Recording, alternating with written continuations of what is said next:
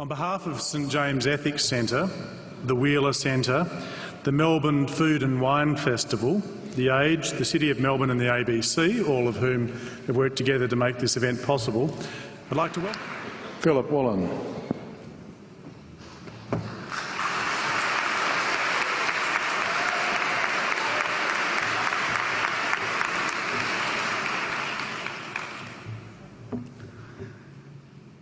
King Lear, late at night on the cliffs, asks the blind Earl of Gloucester, "How do you see the world?"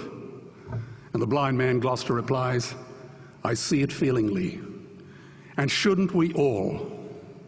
Animals must be off the menu because tonight they are screaming in terror in the slaughterhouses, in crates and in cages, vile, ignoble gulags of despair."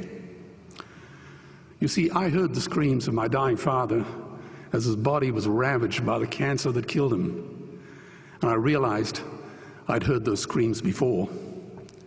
In the slaughterhouse, their eyes stabbed out and their tendons slashed, on the cattle ships to the Middle East, and the dying mother wail as a harpoon explodes in her brain as she calls out to her calf. Their cries were the cries of my father. And I discovered that when we suffer as equals. And in their capacity to suffer, a dog is a pig, is a bear, is a boy.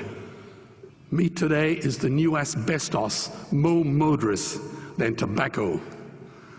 CO2, methane and nitrous oxide from the livestock industry are killing our oceans with acidic, hypoxic dead zones. 90% of small fish are ground up into pellets to feed to livestock. Vegetarian cows today are the world's largest ocean predators. The oceans are dying in our time. By 2048, all our fisheries will be dead, the lungs and the arteries of the earth. Billions of bouncy little chicks are ground up alive simply because they are male. Only 100 billion people have ever lived. 7 billion people live today.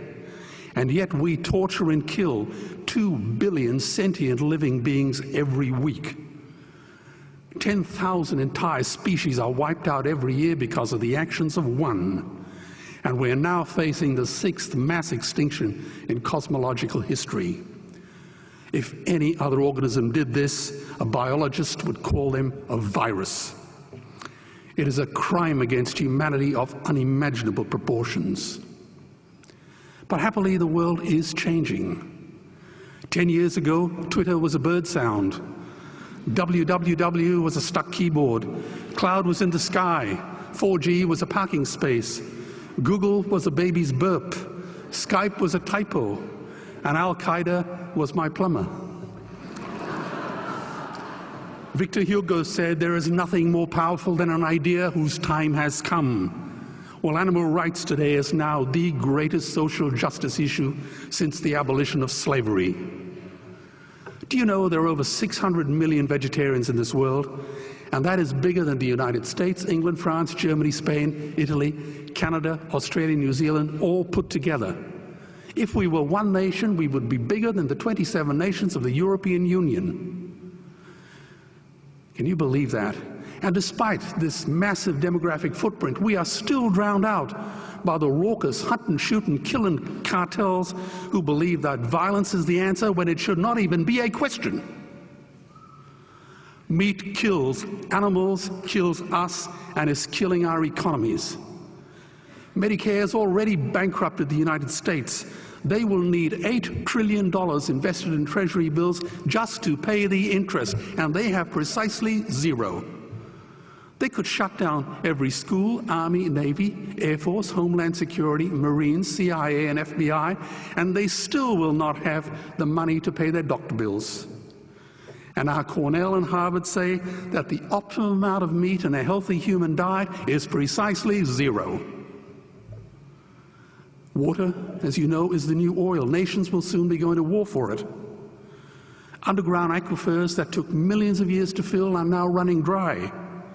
It takes 50,000 liters of precious drinking water to make 1 kilo of beef. Today, 1 billion people are hungry. 20 million people will die from malnutrition. Cutting meat by only 10% will feed 100 million people, and eliminating meat will end starvation forever. If everyone ate a Western diet, we would need 2 planet Earths to feed us. We've only got one, and she is dying. Greenhouse gas emissions from livestock is 50% greater than transport, as Peter said. Cars, trains, buses, ships, lorries, the whole lot. And as I travel around the world, I see poor countries who sell their grain to the West while their own children starve in their arms. And the West feeds it to livestock so we can eat a steak? Am I the only one who sees this as a crime? Believe me, every morsel of meat we eat is slapping the tear-stained face of a hungry child. When I look into her eyes, do I remain silent? The earth can produce enough food for everyone's need, but not enough for everyone's greed. We are facing the perfect storm. If any nation had developed weapons that could wreak such havoc on the planet, we would launch a preemptive military strike and bomb it back into the Bronze Age. But it's not a rogue state, it's an industry.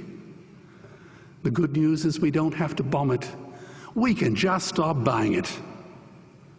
Sir George Bush was wrong. The axis of evil does not run through Iraq, Iran, or North Korea. It runs through our dining tables. Weapons of mass destruction are our knives and forks. Our proposition is the Swiss Army knife of the future. It solves our environmental, water, human health problems and ends cruelty forever. The Stone Age didn't end because we ran out of stones. This cruel, disgusting industry will end because we run out of excuses. Meat is like the 1 and 2 cent coins. It costs more to make than it's worth. And I come from the bush. Farmers are the ones with the most to gain. Farming won't end, it would boom. Only the product line will change. Farmers would make so much money they won't even bother counting it, and I'd be the first to applaud them. Governments would love us. New industries would emerge and flourish. Health insurance premiums would plummet. Hospital waiting lists would disappear. Hell, we'd be so healthy, we'd have to shoot someone just to start a cemetery. So tonight I have 2 challenges for the opposition. 2 challenges. Meat causes a wide range of cancers and heart disease. Would they name one disease caused by a vegetarian diet? And 2, I'm funding the Earthlings trilogy. If the opposition is so sure of their ground, I challenge them to send a copy of the Earthlings DVD to all their colleagues and all their customers. Go on, I dare you.